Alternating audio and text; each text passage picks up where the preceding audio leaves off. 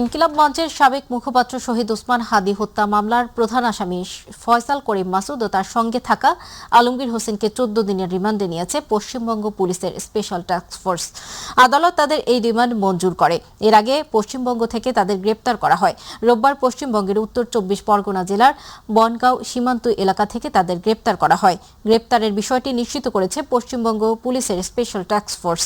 পশ্চিমবঙ্গ পুলিশের special task force এক বিবৃতিতে জানায়, গোপন সূত্রের ভিত্তিতে জানা যায় দুই বাংলাদেশি নাগরিক খুনের মতো গুরুতর অপরাধ করার পর অবৈধভাবে ভারতে প্রবেশ করে এবং বাংলাদেশের ফিরে যাওয়ার জন্য বনগাঁও সীমান্ত এলাকায় গোপন আশ্রয় নেওয়ার চেষ্টা করছে।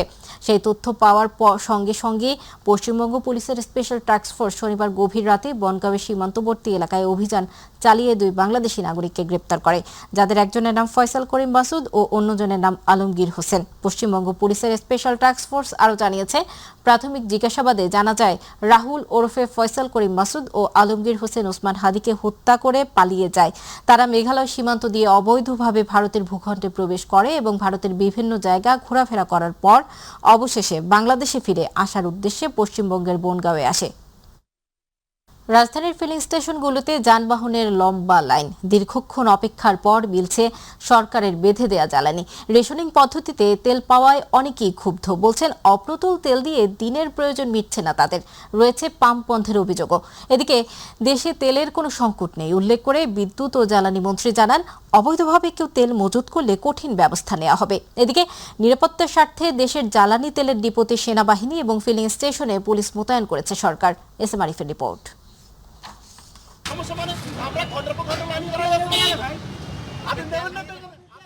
রাজধানীর পরিবাগের মেঘনা ফিলিং স্টেশন। রবিবার সকাল থেকেই জ্বালানি তেল সংগ্রহে যানবাহনের লম্বা লাইন। দীর্ঘক্ষণ অপেক্ষা করে পাওয়া যাচ্ছে তেল। 2-3 ঘন্টা লাইনে কষ্ট হয়ে আছি, তারপরে এই যে মানুষজনের সাথে গন্ডল করতে হচ্ছে, মানে কেউ ভদ্রতা মানতেছে না, ফুট করে ঢুকাই দিচ্ছে। ম্যাডাম রিক্সা দিয়ে অফিসে গেছে, স্যারে রিক্সা দিয়ে অফিসে গেছে। নীল খেতে 2টা পাম্পে তেল নাই, মানে ওরা পাম্প বন্ধ কত 3 দিন ধরে। অভিযোগের সত্যতা মিলল পাশের পাম্পেই। জ্বালানি না থাকার বিষয়টি বোর্ডে টাঙিয়ে দিয়েছে কর্তৃপক্ষ। শুক্রবার রাত্রে 3টা 3:30 পর্যন্ত বিক্রি করছে। অতিরিক্ত তেলের কারণে আমাদের বিক্রি হয় 4,000, 4,500, 5,000, 2020 16,000, 17,000। নিজেরাই সংকট তৈরি করতেছে, এটা আমি তাই বলবো। এবং তারা বাসার ভিতরে নিয়ে খাটের নিচে রাখতেছে। যেসব পাম্পে মিলছে তেল, সেগুলোতে দেয়া হচ্ছে সরকার বেঁধে দেয়া রেশনিং পদ্ধতিতে, যা প্রয়োজনের তুলনায় অপ্রতুল বলছেন চালকরা। বিশেষ করে রাইড শেয়ার করে যাদের জীবিকা চলে, তারা পড়েছেন বেশি বিপাকে। 2 ঘন্টা লস করলাম, এই 2 ঘন্টা কি আমাদের ইনকাম হতো না? গাড়ি চালানোর বাদ দেখে তেল নিতে হলো। তেল দিতে চাইলে 10 লিটার করে, যাইতে এতেই তো অবস্থা খারাপ হয়ে যায়, যে জ্যাম জট বাইজে যায়। আসলে জানি না এই ভুক্তভোগীরা কতদিন আমাদের এই সমস্যাটা পোহাতে হবে। ভয় লাগতেছে যদি 1 সপ্তাহ এরকম স্থায়ী হয়, তাহলে দেশ অচল হয়ে যাবে। তাদেরকে একটু মেসেজটা দেন যে ভাই প্যানিক দেওয়ার কিছু নাই, তেল তো আছে সরকারের কাছে, আপনারা নিতে পারবেন, খামাখা মানুষকে কষ্ট দেওয়ার কি দরকার। বিদ্যুৎ ও জ্বালানি মন্ত্রী ইকবাল হাসান মাহমুদ টুকু জানান, ঘাটতি না থাকলেও সরবরাহ ঠিক রাখতে জ্বালানি তেল বিক্রিতে রেশনিং পদ্ধতি করেছে সরকার। কেউ যেন অবৈধভাবে তেল মজুত না করে সে বিষয়েও হুঁশিয়ারি দিয়েছেন তিনি। আমার মজুদ আছে, কিন্তু রেশনিং করে চলতে হবে।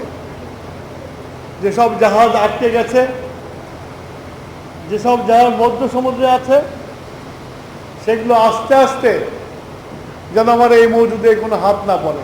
আবার চোরাচালানিরা চোরাচালানি করছে, ব্ল্যাক মার্কেটরা ব্ল্যাক মার্কেট করছে। এইসব ব্যাপারে সবাইকে সজাগ হতে হবে। এদিকে মধ্যপ্রাচ্যে যুদ্ধের উত্তেজনার মধ্যে চট্টগ্রাম বন্দরে এসে পৌঁছেছে জ্বালানিবাহী 8টি জাহাজ। জাহাজগুলো গত 28 ফেব্রুয়ারির আগেই হরমুজ প্রণালী অতিক্রম করে। এসএম আরিফ, মাই টিভি, ঢাকা। মধ্যপ্রাচ্যের সাম্প্রতিক যুদ্ধ পরিস্থিতির মধ্যেও দেশে জ্বালানি আমদানিতে এখন পর্যন্ত কোনো ব্যাঘাত ঘটেনি বলে জানিয়েছে চট্টগ্রাম বন্দর কর্তৃপক্ষ। আজ বিকেলে এক তাৎক্ষণিক সংবাদ সম্মেলনে বন্দর কর্তৃপক্ষের সচিব সৈয়দ রেফায়েত হামিম জানায়, গত 28 ফেব্রুয়ারির আগে বাংলাদেশের উদ্দেশ্যে হরমুজ প্রণালী পেরিয়ে আসা জ্বালানিবাহী জাহাজগুলো ইতিমধ্যে চট্টগ্রাম বন্দরের বহির্নোঙরে পৌঁছেছে। এসব জাহাজে থাকা জ্বালানি দেশের চাহিদা পূরণে গুরুত্বপূর্ণ ভূমিকা রাখবে বলে জানিয়েছে কর্তৃপক্ষ। এছাড়া অপরিশোধিত জ্বালানিবাহী আরও কয়েকটি জাহাজ বর্তমানে চট্টগ্রাম বন্দরের পথে রয়েছে বলেও জানানো হয়। বন্দর কর্তৃপক্ষ বলছে, পরিস্থিতি পর্যবেক্ষণ করে দেশের জ্বালানি সরবরাহ স্বাভাবিক রাখতে প্রয়োজনীয় ব্যবস্থা নেওয়া হচ্ছে। এই জাহাজগুলো নিয়মিত বন্দরে আসছে, মাল খালাস করে চলে যাচ্ছে, কোথাও কোনো ধরনের প্রতিবন্ধকতা বন্দরে নেই। এই বিষয়টাই আপনাদেরকে আজকে আমরা হাইলাইট করতে চাই।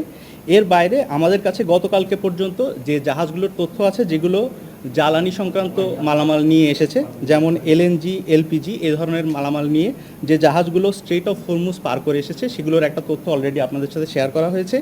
আরও জাহাজগুলো যখন নিয়মিতভাবে আসবে, সেটার আপডেট আমরা পেলে সাথে সাথে আপনাদেরকে শেয়ার করব। নারীদের মূল ধারার বাইরে রেখে দেশের উন্নয়ন সম্ভব নয় বলে মন্তব্য করেছেন রাষ্ট্রপতি মোহাম্মদ শাহাবুদ্দিন। সকালে রাজধানীর উসমানী স্মৃতি মিলনায়তনে আন্তর্জাতিক নারী দিবসের অনুষ্ঠানে তিনি এ কথা বলেন। এ সময় বিশেষ অতিথি হিসেবে যোগ দিয়ে প্রধানমন্ত্রী তারেক রহমানের স্ত্রী ডক্টর জোবাইদা রহমান বলেন, নারী যখন এগিয়ে যায়, জাতিও এগিয়ে যায়। অনুষ্ঠানে বিএনপির প্রয়াত চেয়ারপারসন খালেদা জিয়া সহ 6 নারীকে শ্রেষ্ঠ অদম্য নারী সম্মাননা দেওয়া হয়েছে। হাসান বিশ্বাসের ক্যামেরায় আতিকুর রহমান তিতাসের রিপোর্ট। রাজধানীর ওসমানী স্মৃতি মিলনায়তনে আন্তর্জাতিক নারী দিবস উপলক্ষে মহিলা ও শিশু বিষয়ক মন্ত্রণালয় আয়োজিত অনুষ্ঠানে যোগ দেন রাষ্ট্রপতি মোহাম্মদ শাহাবুদ্দিন। অনুষ্ঠানে বিএনপির প্রয়াত চেয়ারপারসন খালেদা জিয়া সহ 6 নারীকে শ্রেষ্ঠ অদম্য নারী সম্মাননা দেওয়া হয়। খালেদা জিয়ার পক্ষে এ সম্মাননা গ্রহণ করেন তার নাতনি ব্যারিস্টার জাইমা রহমান। এছাড়া বিভিন্ন ক্ষেত্রে অবদানের জন্য আরও 5 জন নারীকে সম্মাননা দেওয়া হয়। অনুষ্ঠানে বিশেষ অতিথি হিসেবে উপস্থিত ছিলেন প্রধানমন্ত্রী তারেক রহমানের স্ত্রী ডাক্তার জোবাইদা রহমান। তিনি বলেন, বাংলাদেশের নারীর ভবিষ্যৎ হবে নিরাপদ, মর্যাদাবান ও সম্ভাবনাময়। বাংলাদেশও এমন একটি দেশ হবে যেখানে প্রতিটি নারী ও কন্যা শিশু নিরাপদ, মর্যাদাবান এবং সম্ভাবনাময় উজ্জ্বল ভবিষ্যতের অধিকারী হবে। ডাক্তার জুবাইদা রহমান বলেন, সাবেক 3 বারের প্রধানমন্ত্রী মরহুমা বেগম খালেদা জিয়ার নারী শক্তি ছিল তার দৃঢ়তায়, আর নেতৃত্বের শক্তি ছিল সাহসে। তার জীবন গুরুত্বপূর্ণ শিক্ষা দেয়। নারীর শক্তি তার দৃঢ়তায়, আর নেতৃত্বের শক্তি তার সাহসে। পরে প্রধান অতিথির বক্তব্যে রাষ্ট্রপতি মোহাম্মদ শাহাবুদ্দিন বলেন, নারীদের মূলধারার বাইরে রেখে দেশের উন্নয়ন সম্ভব নয়। বাংলাদেশের জনসংখ্যার অর্ধেকের বেশি নারী। এ বিশাল নারী শক্তিকে রাষ্ট্র ও সমাজের মূল ধারা থেকে দূরে রেখে জাতীয় অগ্রগতি ও সমৃদ্ধি কখনোই সম্ভব নয়। স্নাতকোত্তর পর্যন্ত মেয়েদের বিনামূল্যে শিক্ষা ও 10 মার্চ থেকে শুরু হওয়া ফ্যামিলি কার্ড প্রদান কর্মসূচি সরকারের যুগান্তকারী পদক্ষেপ বলেও মন্তব্য করেন রাষ্ট্রপতি। বর্তমান সরকারও নারী শিক্ষার প্রসারে গুরুত্ব দিচ্ছে। স্নাতকোত্তর পর্যায় পর্যন্ত মেয়েদের জন্য অবৈতনিক শিক্ষার সুযোগ চালুর পরিকল্পনা নিয়েছে সরকার।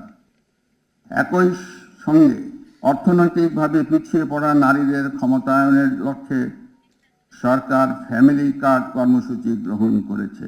আতিকুর রহমান তিতাস, মাই টিভি। নির্দেশনামূলক গুম খুন করেও বিন্দুমাত্র অনুশোচনা নেই ফ্যাসিস্ট হাসিনার। ভারতে বসে দেশকে অস্থিতিশীল করে যাচ্ছে বলে মন্তব্য করেছেন স্থানীয় সরকার মন্ত্রী মির্জা ফখরুল ইসলাম আলমগীর। 8 মার্চ আন্তর্জাতিক নারী দিবস উপলক্ষে আজ সকালে জাতীয় আর্কাইভ মিলনায়তনে মায়ের ডাক প্রামাণ্য চলচ্চিত্রের উদ্বোধনী অনুষ্ঠানে তিনি এ কথা বলেন। আরও বিস্তারিত থাকছে সাদিয়া হক মৌয়ের প্রতিবেদনে। আমার সুমনকে যাতে আমি পাই, সেই সহযোগিতা করবেন আপনারা সবাই। আরো সুমনের মতো যত আছে সবাইকেই আমরা পেতে চাই। মায়ের ডাকের অনুষ্ঠানে গুম হয়ে যাওয়া ব্যক্তিদের স্মৃতিচারণ করতে গিয়ে কান্নায় ভেঙে পড়েন পরিবারের সদস্যরা। হয়তো আমরা থাকবো না এই পৃথিবীতে, কিন্তু এই কথাগুলো কিন্তু থেকে যাবে। মির্জা ফখরুল ইসলাম আলমগীর বলেন, সরকারের কাছে অনুরোধ জানাবেন গুম হওয়া পরিবারকে ভাতা দেওয়ার ব্যবস্থা গ্রহণের জন্য। আমি মাননীয় প্রধানমন্ত্রীর কাছে একটা চিঠি লিখব যে আমাদের এই পরিবারগুলোকে সরকারের তরফ থেকে ভাতা দেওয়াটা অত্যন্ত জরুরি তাদের ভবিষ্যৎ। মির্জা ফখরুল আরও বলেন, বিদেশ থেকে ফ্যাসিস্ট হাসিনা এখনো দেশকে অস্থিতিশীল করে তোলার জন্য ষড়যন্ত্র করে যাচ্ছে। সবচেয়ে খারাপ লাগে কোথায় জানেন, যে আজকে সেই ফ্যাসিস্ট মহিলা বিদেশে বসে এতটুকু অনুশোচনা নেই, এই সমানে বাংলাদেশকে আরো অস্থিতিশীল করার চেষ্টা করছে। এ সময় অনুষ্ঠানে অতিথিরা তাদের গুম থাকাকালীন ভয়াবহ অভিজ্ঞতা তুলে ধরেন। নির্যাতনের পরে আমাদের যে রুমে গুম করে রাখা হয়েছিল, সেই রুমে কিন্তু একাই ছিলাম। ছোট্ট একটি রুম, একটি কবরের মতো। আমরা যেন দেশটাকে সুন্দরভাবে গুছিয়ে মাননীয় প্রধানমন্ত্রী তারেক রহমান মহোদয়ের নেতৃত্বে এগিয়ে নিয়ে যেতে পারি, বিশ্ব দরবারে যেন একটি উজ্জ্বল নক্ষত্র হিসাবে পরিচয় করে দিতে পারি। আমরা সেই গুম খুনের রাজনীতি, আমরা সেই হত্যার রক্তাক্ত বাংলাদেশের রাজনীতি এবং পরিবেশ আর দেখতে চাই না। এদিকে আন্তর্জাতিক নারী দিবস উপলক্ষে জাতীয় প্রেস ক্লাবে আয়োজিত এক অনুষ্ঠানে পররাষ্ট্র প্রতিমন্ত্রী শামা ওবায়দ বলেন, নারীর ক্ষমতায়নের জন্য স্নাতকোত্তর পর্যায়ে অবৈতনিক শিক্ষা চালু হবে। নারীরা যখন সমৃদ্ধ হয়, সমাজ সমৃদ্ধ হয়, আর নারীরা যখন নেতৃত্ব দেয় তখন সমাজ দৃঢ় ও সাহসী হয়। সাদিয়া হক মৌ, মাই টিভি, ঢাকা। জ্বালানি তেল সাশ্রয়ের জন্য স্বাধীনতা দিবস উপলক্ষে কোনো ধরনের আলোকসজ্জা করা যাবে না বলে জানিয়েছেন স্বরাষ্ট্রমন্ত্রী সালাহউদ্দিন আহমেদ। তিনি বলেন, আইন শৃঙ্খলা পরিস্থিতি আরও উন্নত করতে নির্দেশনা দেওয়া হয়েছে। নিষিদ্ধ ঘোষিত কোনো সংগঠন কর্মসূচি দিলে আইন শৃঙ্খলা বাহিনী ব্যবস্থা নেবে বলেও জানান স্বরাষ্ট্রমন্ত্রী। সচিবালয়ে আইন শৃঙ্খলা সংক্রান্ত কমিটির সভা শেষে তিনি এসব কথা বলেন। ইউসুফ আলীর রিপোর্টে বিস্তারিত। দেশের আইন শৃঙ্খলা সংক্রান্ত বিষয় নিয়ে আলোচনা করতে সচিবালয়ে স্বরাষ্ট্র মন্ত্রণালয়ের সভাকক্ষে এ বৈঠক। সভা শেষে স্বরাষ্ট্রমন্ত্রী সালাউদ্দিন আহমেদ বলেন, ইরান সহ মধ্যপ্রাচ্যের দেশগুলোতে যুদ্ধাবস্থার কারণে জ্বালানি সাশ্রয় করতে নানা উদ্যোগ নিয়েছে সরকার। স্বাধীনতা এবং জাতীয় দিবস উদযাপনের ক্ষেত্রে আমরা ঐতিহ্যগতভাবে আলোকসজ্জা করে থাকি। এইবার একটা গুরুত্বপূর্ণ সিদ্ধান্ত হয়েছে, উদ্ভূত পরিস্থিতিতে এবং যাতে ফুয়েল ক্রাইসিস না হয় এবং কৃচ্ছতা সাধন করতে পারি, সেজন্য আমরা সিদ্ধান্ত নিয়েছি এবার দেশব্যাপী এই দিবস উপলক্ষে কোনো আলোকসজ্জা করা হবে না। তিনি বলেন, দেশের মানুষের নিরাপত্তা নিশ্চিত করতে সব ধরনের ব্যবস্থা নেওয়ার নির্দেশনা দেওয়া হয়েছে। যাতে নিরাপত্তা নিশ্চিত করতে পারা যায় সব দিকে সবাই সেটার ব্যাপারে আন্তরিক হন। সংশ্লিষ্ট সকল দপ্তর, মন্ত্রণালয় এবং জনসাধারণ সবারই আমরা সহযোগিতা কামনা করেছি। যে কোনো ধরনের নাশকতামূলক কর্মকাণ্ড রোধ করতে আইন শৃঙ্খলা বাহিনী তৎপর থাকবে বলেও জানান স্বরাষ্ট্রমন্ত্রী। যাদের রাজনৈতিক কার্যক্রম বিধিনিষেধ আছে সন্ত্রাস বিরোধী আইনের অধীনে, তারা বিভিন্ন সময় বিভিন্ন রাজনৈতিক কর্মসূচি পালনের জন্য ঘোষণা দিয়ে থাকে, তবে দৃশ্যমান কিছু তো দেখি না। দুই একটা এরকম বিচ্ছিন্ন ঘটনা হলে সেটা পুলিশ অ্যাড্রেস করছে। ঈদযাত্রা আরামদায়ক করতে মহাসড়কে অবৈধ স্থাপনা উচ্ছেদ সহ নানা উদ্যোগ নেওয়া হয়েছে বলেও জানান স্বরাষ্ট্রমন্ত্রী সালাউদ্দিন আহমেদ। বিশেষ করে গার্মেন্টস সেক্টরে সড়ক পরিবহনে যাতে মানুষের ঈদযাত্রাটা আমরা নির্বিঘ্ন করতে পারি এবং জনজীবনে স্বস্তি দিতে পারি, সেই জন্য দুটো আলাদা আলাদা মিটিং হয়েছে এবং সংশ্লিষ্ট মন্ত্রণালয়, দপ্তর এবং আমাদের মন্ত্রণালয়ের যারা সংশ্লিষ্ট সংস্থা প্রধান সবাই উপস্থিত ছিলেন। ইউসুফ আলী, মাই টিভি, ঢাকা। নির্বাচনের প্রতিশ্রুতি বাস্তবায়নের অংশ হিসেবে দেশের ধর্মীয় প্রতিষ্ঠানে কর্মরত ইমাম, মুয়াজ্জিন, খাদেম, পুরোহিত, যাজক ও অন্য সেবাকর্মীদের জন্য মাসিক সম্মানী ভাতা চালুর উদ্যোগ নিয়েছে সরকার। প্রথম ধাপে পাইলট প্রকল্পের আওতায় ঈদুল ফিতরের আগেই দেশের ৬,৪৩৮টি মসজিদ, মন্দির, বৌদ্ধবিহার ও গির্জায় কর্মরতদের জন্য এই ভাতা কার্যক্রম শুরু করা হবে। রোববার সচিবালয়ে ধর্ম বিষয়ক মন্ত্রণালয়ে প্রধানমন্ত্রীর জনপ্রশাসন উপদেষ্টা মোহাম্মদ ইসমাইল জবিউল্লাহ এ তথ্য জানিয়েছেন। আগামী ১৪ মার্চ প্রধানমন্ত্রী তারেক রহমান এই কর্মসূচির উদ্বোধন করবেন। জনপ্রশাসন উপদেষ্টা জানান, পাইলট পর্যায়ে মসজিদের ইমামকে মাসে ৫,০০০ টাকা, মুয়াজ্জিনকে ৩,০০০ টাকা এবং খাদিমকে ২,০০০ টাকা করে সম্মানী দেওয়া হবে। অন্যদিকে মন্দিরের পুরোহিতকে ৫,০০০ ও সেবায়েতকে ৩,০০০ টাকা, বৌদ্ধবিহারের অধ্যক্ষকে ৫,০০০ ও উপাধ্যক্ষকে ৩,০০০ টাকা এবং গির্জার যাজককে ৫,০০০ ও সহকারী যাজককে ৩,০০০ টাকা সম্মানী দেওয়া হবে। এছাড়া ঈদ উল ফিতর ও ঈদ উল আজহায় সংশ্লিষ্ট ব্যক্তিদের ১,০০০ টাকা করে উৎসব ভাতা দেওয়া হবে। অন্য ধর্মাবলম্বীদের ক্ষেত্রে তাদের বৃহৎ উৎসবে ২,০০০ টাকা করে উৎসব ভাতা দেওয়া হবে। মসজিদের ইমাম, মুয়াজ্জিন, খাদেম এবং অন্যান্য উপাসালয়ে কর্মরত ব্যক্তিবর্গের জন্য মাসিক সম্মানী প্রদানের বিষয়ে যে সকল পদক্ষেপ গ্রহণ করেছে, 15 মার্চ তারিখের মধ্যে নির্বাচিত সকল উপকারভোগীর নিকট সোনালী ব্যাংকের মাধ্যমে এই সম্মানী প্রেরণ করা হবে। সম্মানী কোনো হাতে হাতে দেওয়া হবে না, তাদের ব্যাংক অ্যাকাউন্টের মাধ্যমে এই টাকা তাদের অ্যাকাউন্টে পৌঁছে যাবে। অতএব কোনো ধরনের দুর্নীতির কোনো সুযোগ আমরা এই সিস্টেমের মধ্যে রাখিনি। বর্তমান সংসদ হবে প্রাণবন্ত বিরোধী দলকে সকল বিষয়ে কথা বলার সুযোগ দেওয়া হবে। আশুলিয়ায় অবস্থিত জাতীয় স্মৃতিসৌধে বীর শহীদদের প্রতি ফুল দিয়ে শ্রদ্ধা নিবেদন শেষে গণমাধ্যম কর্মীদের এসব কথা বলেন জাতীয় সংসদের নবনির্বাচিত চিফ হুইপ। সকালে জাতীয় সংসদের চিফ হুইপ নুরুল ইসলামের নেতৃত্বে হুইপরা জাতীয় স্মৃতিসৌধে বীর শহীদদের প্রতি ফুল দিয়ে শ্রদ্ধা নিবেদন করেন। পরে চিফ হুইপ বলেন, সংসদকে কার্যকর করার সকল প্রস্তুতি আছে। প্রধানমন্ত্রী তারেক রহমানের নেতৃত্বে সেই কাজ চলছে। সরকার চায় সকল বিষয়ে সংসদে বিতর্ক হোক এবং বিরোধী দল সেই বিতর্ক করুক।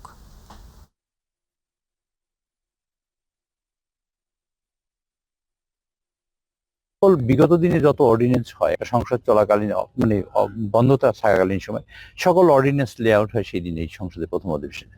তা আমাদের 133টা অর্ডিন্যান্স আছে, আমরা এটা লেআউট করবো, সেখানে আমরা করব, টেবিলড হবে এবং সেটা হওয়ার পরে তারপরে সেগুলো আমাদের একটা বাধ্যবাধকতা আছে সংবিধানের 93 অনুচ্ছেদ অনুযায়ী আমাদের 30 দিনের মধ্যে তা বাস্তবায়ন করতে হবে এবং সেটা যেটা আমরা পাশ করবো সেটা পাশ করতে হবে, যেটা ইনফ্যাকচুয়াস হয়ে যাবে সেটা বাতিল হয়ে যাবে, ল্যাপস হয়ে যাবে। সেই হিসেবে আমাদের অনেক কাজ থাকবে এই সংসদে 133টা অর্ডিন্যান্স নিয়ে। কাজে কাজ সেগুলো সবই প্রথম অধিবেশনেই সেগুলা টেবিলড হবে। জাতীয় নাগরিক পার্টি এনসিপির সহযোগী সংগঠন হিসেবে আত্মপ্রকাশ করেছে জাতীয় নারী শক্তি। ঢাকা রিপোর্টার্স ইউনিটি মিলনায়তনে এই আত্মপ্রকাশ অনুষ্ঠানের আয়োজন করা হয়। অনুষ্ঠানে উপস্থিত ছিলেন বিরোধী দলীয় চিফ হুইপ ও এনসিপির আহ্বায়ক নাহিদ ইসলাম। তিনি বলেন, সারা দেশের জুলাইয়ের যেসব নারী কণ্ঠস্বর হারিয়ে গিয়েছে আমরা তাদের খুঁজে বের করার চেষ্টা করা হবে।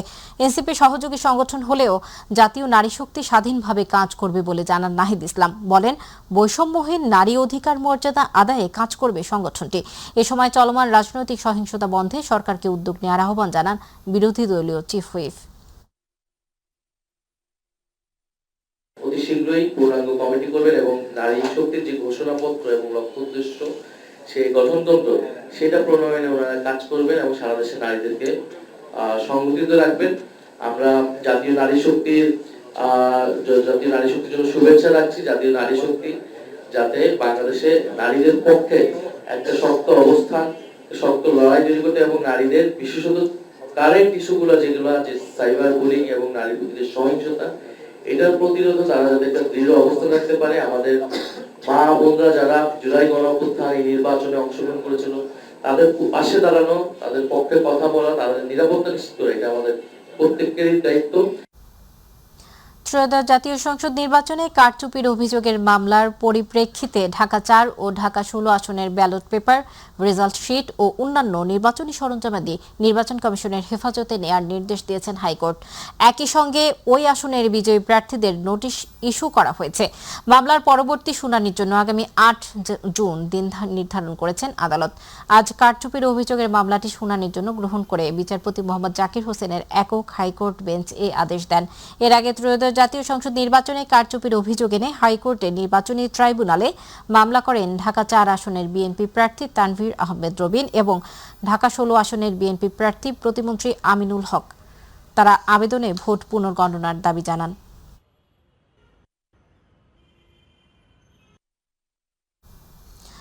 আওয়ামী শাসনামলে র্যাবের টিএফআই সেলে গুম নির্যাতনের মামলায় জবানবন্দি দেওয়ার গুমের শিকার ব্যারিস্টার আরমানের জেরা শুরু হয়েছে আজ। জেরা করেছেন আসামি পক্ষের আইনজীবী আমিনুল গনি টিটু। গত 21 জানুয়ারি ট্রাইব্যুনালে প্রসিকিউশনের প্রথম সাক্ষী হিসেবে জবানবন্দি দেন ব্যারিস্টার আরমান। সেদিন নিজের গুম জীবনের আদ্যোপান্ত ও বিস্তারিত তথ্য তিনি আদালতে তুলে ধরেন। জানান 2016 সালের 9 আগস্ট রাতে তাকে বাসা থেকে আইনশৃঙ্খলা বাহিনী পরিচয়ে অপহরণ করা হয়। টিএফআই সেলে গুমের দায়ে গত বছরের 22 ডিসেম্বর মানবতাবিরোধী অপরাধের মামলায় 5টি অভিযোগ গঠন করা হয়। সেদিন অভিযোগ গঠনের মধ্য দিয়ে এ মামলায় আনুষ্ঠানিকভাবে বিচার শুরু হয়। জুলাই আন্দোলনে কুষ্টিয়ায় 6 জনকে হত্যা সহ 3 অভিযোগে আওয়ামী লীগ নেতা মাহবুবুল আলম হানিফ সহ 4 আসামির বিরুদ্ধে পরবর্তী সাক্ষ্য গ্রহণ 10 মার্চ ধার্য করেছেন ট্রাইব্যুনাল। তত্ত্বাবধায়ক সরকার ব্যবস্থার রায় জালিয়াতি ও হত্যাসহ 4 মামলায় সাবেক প্রধান বিচারপতি ABM খায়রুল হকের জামিন মঞ্জুর করেছেন আদালত। রোববার দুপুরে বিচারপতি মোহাম্মদ খায়রুল আলম ও বিচারপতি মোহাম্মদ সগির হোসেনের সমন্বয়ে গঠিত হাইকোর্ট বেঞ্চ জামিন মঞ্জুর করেন। গেল বছরের 26 অক্টোবর খায়রুল হকের জামিন প্রশ্নে রুল জারি করেছিলেন হাইকোর্ট। খায়রুল হক 2010 সালের 30 সেপ্টেম্বর থেকে 2011 সালের 17 মে পর্যন্ত প্রধান বিচারপতির দায়িত্ব পালন করেন। তার নেতৃত্বাধীন আপিল বেঞ্চ 2011 সালে সংবিধানের 13শ সংশোধনী বাতিল করে রায় দেন, যার মাধ্যমে তত্ত্বাবধায়ক সরকার ব্যবস্থা বিলুপ্ত হয়। 2025 সালের 24 জুলাই রাজধানীর ধানমন্ডির বাসা থেকে পুলিশ তাকে গ্রেপ্তার করে। পরে তাকে জুলাই গণঅভ্যুত্থানের সময় ঢাকার যাত্রাবাড়িতে যুবদল কর্মী আব্দুল কাইয়ুম আহাদ হত্যা মামলায় গ্রেপ্তার দেখানো হয়। এছাড়া তার বিরুদ্ধে শাহবাগ ও নারায়ণগঞ্জে রায় জালিয়াতির অভিযোগে একাধিক মামলা দায়ের করা হয়। আওয়ামী লীগ সরকারের সময় তথ্য কমিশনকে অকার্যকর করে রাখা হয়েছিল, আর সুযোগ থাকার পরও অন্তর্বর্তী সরকার এই বিষয়ে কোনো দৃষ্টান্ত দেখাতে পারেনি বলে মন্তব্য করেছেন টিআইবির নির্বাহী পরিচালক ইফতেখারুজ্জামান। দুপুরে রাজধানীর ধানমন্ডিতে এক সংবাদ সম্মেলনে এসব কথা বলেন তিনি। নতুন সরকার ক্ষমতা গ্রহণের পর অন্তর্বর্তী সরকারের অনেক সিদ্ধান্তের তথ্য রাষ্ট্রীয় নথিপত্র ওয়েবসাইট থেকে সরিয়ে ফেলা হয়েছে বলেও দাবি করেন টিআইবির এই নির্বাহী পরিচালক। আরও জানাচ্ছেন রাকিব হাসান। অতি বিলম্বে তথ্য কমিশন গঠন এবং তথ্য অধিকার আইন 2009-এর প্রয়োজনীয় সংশোধনের দাবিতে তথ্য অধিকার ফোরামের এই সংবাদ সম্মেলনের আয়োজন।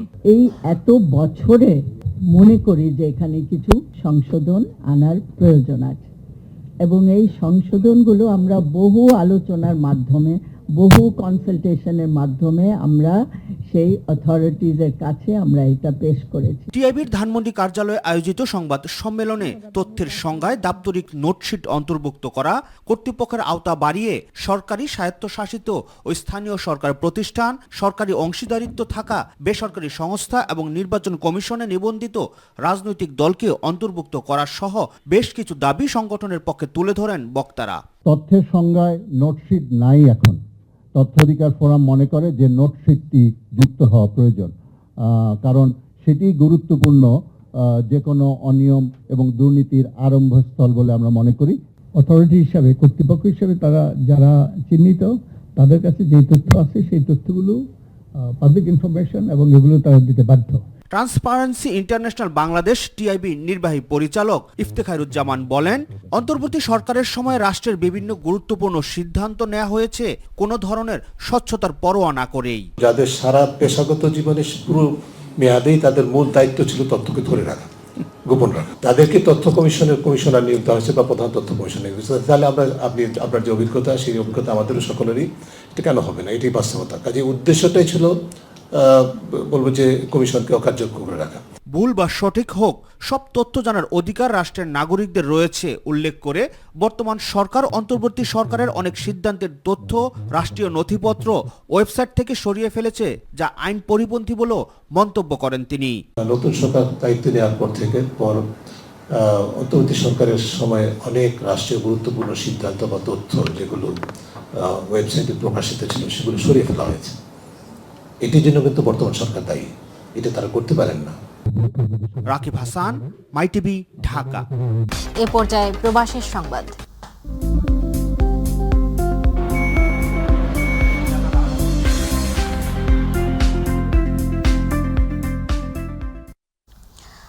মধ্যপ্রাচ্যের বর্তমান পরিস্থিতির প্রেক্ষাপটে বাহরাইনে অবস্থানরত বাংলাদেশি প্রবাসীদের সতর্ক থাকার আহ্বান জানিয়েছেন দেশটিতে নিযুক্ত বাংলাদেশের রাষ্ট্রদূত মোহাম্মদ রইস হাসান সরোয়ার এনডিসি। প্রতিনিধি সাইফুল ইসলাম সাইফ জানান, দূতাবাস থেকে দেয়া এক ভিডিও বার্তায় তিনি বলেন, বর্তমান পরিস্থিতি নিয়ে আতঙ্কিত না হয়ে সবাইকে সচেতন থাকতে হবে এবং বাহরাইন সরকারের নির্দেশনা মেনে চলতে হবে। এছাড়া গুজব বা যাচাই বাছাই তথ্য সামাজিক যোগাযোগ মাধ্যমে প্রচার থেকে বিরতি থাকার আহ্বান জানান রাষ্ট্রদূত। তিনি আরও জানান, প্রবাসী বাংলাদেশিদের নিরাপত্তা নিশ্চিত করতে দূতাবাস সংশ্লিষ্ট কর্তৃপক্ষের সঙ্গে নিয়মিত যোগাযোগ রাখছে। আপনারা ইতিমধ্যেই বর্তমান পরিস্থিতি সম্পর্কে অবগত। আমাদের বাংলাদেশি ভাই যিনি সম্প্রতি এই যুদ্ধের সময় প্রাণ হারিয়েছেন, আমরা এম্বাসির পক্ষ থেকে গভীর সমবেদনা জানাই। তার সাথে 2 জন আহত হয়েছেন। আমরা অত্যন্ত কৃতজ্ঞ। বাহরাইনের মহামহিম রাজা হামাদ বিন ইসা আল খলিফা বাংলাদেশি নাগরিকের মৃত্যুতে গভীর শোক প্রকাশ করেছেন এবং তিনি যারা অসুস্থ তাদের চিকিৎসার জন্য যথাযথ নির্দেশনা দান করেছেন। আমাদের মাননীয় পররাষ্ট্রমন্ত্রী মহোদয় ইতিমধ্যেই মাননীয় পররাষ্ট্রমন্ত্রী বাহরাইনের ওনার সাথে কথা বলেছেন। বাংলাদেশের নাগরিক যারা বাহরাইনে আছেন তাদের নিরাপত্তা এবং তাদের সুরক্ষার জন্য বাহরাইনের সরকার সকল ধরনের সহযোগিতা অব্যাহত রাখবে। আন্তর্জাতিক নারী দিবস উপলক্ষে প্যারিসে নারী কথা শীর্ষক অনুষ্ঠান আয়োজন করেছে সলিডারিতে আজি ফ্রান্স। প্রতিনিধি বাদল পাল জানান, শনিবার প্যারিসের ঐতিহাসিক রিপাবলিক চত্বর সংলগ্ন বুজ দু থাবাই মিলনায়তনে দিনব্যাপী এ অনুষ্ঠানের আয়োজন করা হয়। অনুষ্ঠানে প্রধান অতিথি হিসেবে বক্তব্য রাখেন প্যারিস এস্তো প্রেতেই বিশ্ববিদ্যালয়ের AI ইন্টারন্যাশনাল স্কুলের প্রাক্তন ভাইস ডিন ও স্টাডিজ পরিচালক মার্সেলা হেন্ডারসন পিল। এছাড়া বক্তব্য দেন প্যারিসের যুব কাউন্সিলর সাফ প্রেসিডেন্ট লেখক নয়ন এনকে। সংবর্ধিত অতিথি ছিলেন সংস্কৃতিজন হাসনাত জাহান ও নীলুফার জাহান। সাফ কর্মকর্তা তাওহিদ আহমেদ, তাসনিয়া আঞ্জুম ও রুমান আহমেদের যৌথ সঞ্চালনায় অনুষ্ঠানে স্বাগত বক্তব্য রাখেন সংগঠনের সাধারণ সম্পাদক শাহিন আহমেদ। শুভেচ্ছা বক্তব্য দেন ডাক্তার জাহারিন নূপুর, ফারজানা আলম, শাহনাজ আক্তার ও বিদ্যুৎ মোর্শেদ। কবিতা আবৃত্তি করেন বাচিক শিল্পী মনির কাদের। শুরুতে ফ্রান্স ও বাংলাদেশের জাতীয় সঙ্গীত পরিবেশন করেন জয়িতা বড়ুয়া, নবকুমার বড়ুয়া ও নবনীতা বড়ুয়া। অনুষ্ঠানের প্রথম পর্বে পিতামাতা সহ সহায়তা এবং শিশু সুরক্ষা পুনর্বিবেচনামূলক অনুশীলন শীর্ষক সেমিনার অনুষ্ঠিত হয়। পরে বিভিন্ন ক্ষেত্রে অবদানের স্বীকৃতি হিসেবে নীলুফার জাহান ও হাসনাত জাহানকে সাফ নারী সম্মাননা প্রদান করা হয়। অনুষ্ঠানে তাদের জীবন ও কর্ম নিয়ে প্রামাণ্যচিত্র প্রদর্শন করা হয়। সৌদি আরবের রিয়াদে প্রবাসী চট্টগ্রাম জেলা বিএনপি ও যুবদলের উদ্যোগে দোয়া ও ইফতার মাহফিল অনুষ্ঠিত হয়েছে। প্রতিনিধি আব্দুল হালিম নিহন জানান, সংগঠনটির অন্যতম উপদেষ্টা সালাউদ্দিন পিয়ারু এর সভাপতিত্বে এবং রিয়াদস্থ চট্টগ্রাম জেলা যুবদলের সভাপতি মতিউর রহমান মতির সঞ্চালনায় প্রধান অতিথি হিসেবে উপস্থিত ছিলেন সংগঠনটির প্রধান উপদেষ্টা তালুকদার হারুনুর রশিদ। প্রধান বক্তা ছিলেন সংগঠনটির সাধারণ সম্পাদক মোহাম্মদ আলমগীর দেব।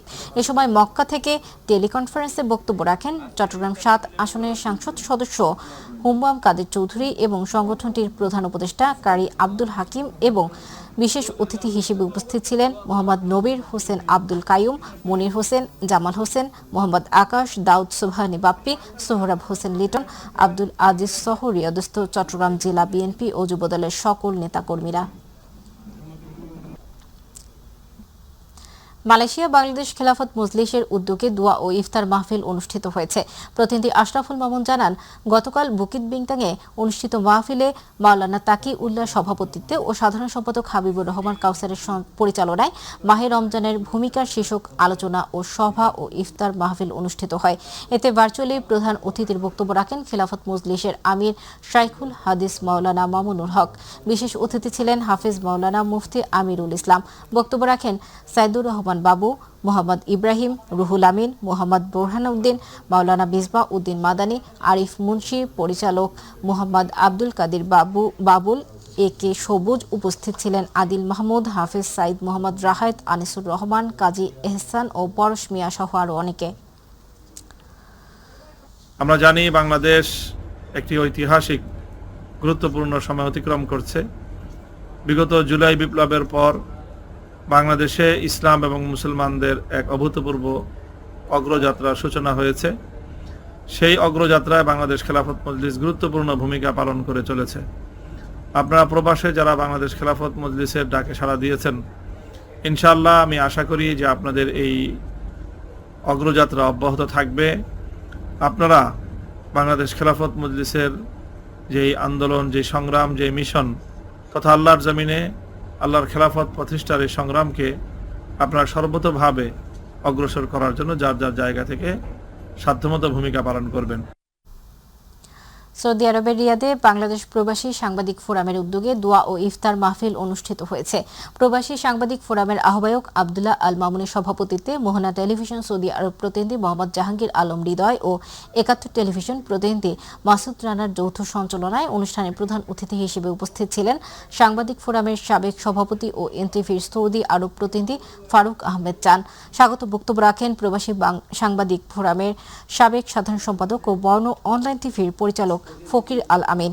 ফোরামের সদস্যদের মধ্যে উপস্থিত ছিলেন SATVর রিয়াদ প্রতিনিধি ফকির হাকিম, চ্যানেল এস প্রতিনিধি MM মেহেদুল খান, বৈশাখী টেলিভিশন প্রতিনিধি আরিফুল ইসলাম, বাংলা 52 টিভি প্রতিনিধি সাদেক আহমেদ, নাগরিক টেলিভিশন প্রতিনিধি হৃদয়, আনন্দ টিভি প্রতিনিধি ওবায়দুল্লাহ আকন্দ ভুবন, গ্লোবাল টিভি প্রতিনিধি শাহাদাত হোসেন সহ ফোরামের অন্যান্য সদস্যরা।